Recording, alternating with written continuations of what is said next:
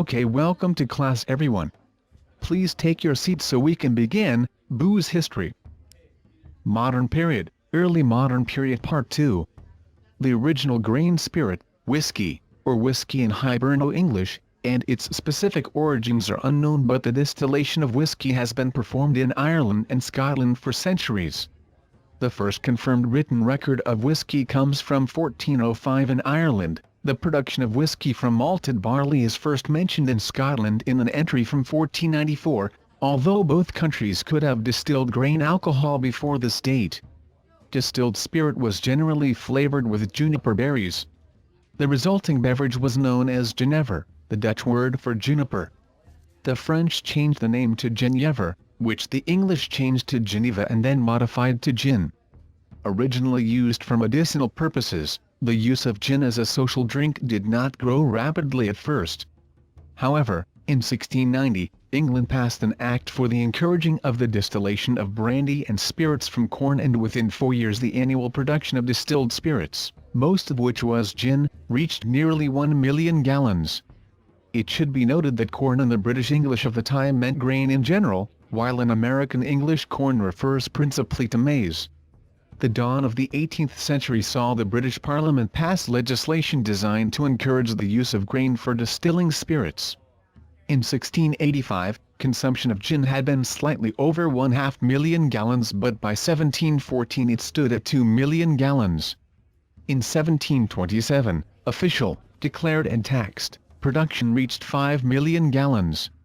6 years later the London area alone produced 11 million gallons of gin. The English government actively promoted gin production to utilize surplus grain and to raise revenue. Encouraged by public policy, very cheap spirits flooded the market at a time when there was little stigma attached to drunkenness and when the growing urban poor in London sought relief from the newfound insecurities and harsh realities of urban life. Thus developed the so-called gin epidemic. While the negative effects of that phenomenon may have been exaggerated, Parliament passed legislation in 1736 to discourage consumption by prohibiting the sale of gin in quantities of less than 2 gallons and raising the tax on it dramatically. However, the peak in consumption was reached 7 years later, when the nation of 6.5 million people drank over 18 million gallons of gin. And most was consumed by the small minority of the population then living in London and other cities. People in the countryside largely consumed beer, ale and cider.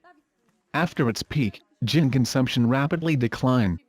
From 18 million gallons in 1743, it dropped to just over 7 million gallons in 1751 and to less than 2 million by 1758, and generally declined to the end of the century. A number of factors appear to have converged to discourage consumption of gin.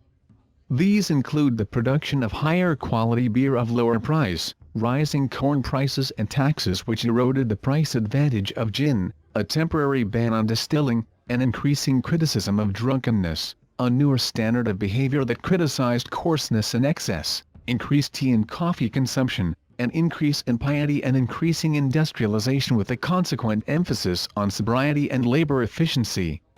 While drunkenness was still an accepted part of life in the 18th century, the 19th century would bring a change in attitudes as a result of increasing industrialization and the need for a reliable and punctual workforce. Self-discipline was needed in place of self-expression, and task orientation had to replace relaxed conviviality. Drunkenness would come to be defined as a threat to industrial efficiency and growth.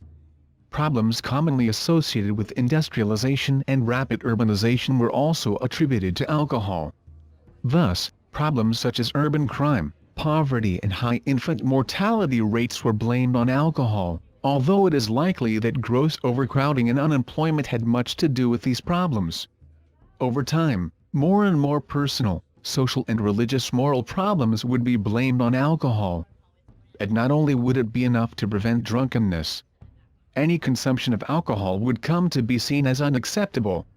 Groups that began by promoting the moderate use of alcohol instead of its abuse would ultimately form temperance movements and press for the complete and total prohibition of the production and distribution of beverage alcohol.